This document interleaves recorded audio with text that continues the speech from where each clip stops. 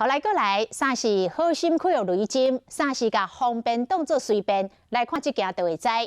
南投有一间餐厅，伫门口设一个喷桶，予附近的乡亲来使用。但是有人来倒喷，是甲粪扫地啊，直接就等伫个桶仔边；，阁有人连喷连粪扫地啊，规包拢甲结落这个喷桶。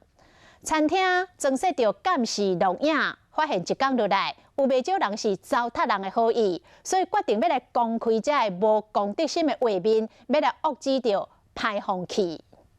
垃圾直接丢在旁边啦。这几张都是啊。骑机车阿姨、地工地无的阿伯，大发现讲，餐厅门口提供这打喷的回收桶，拢走来这所在等喷。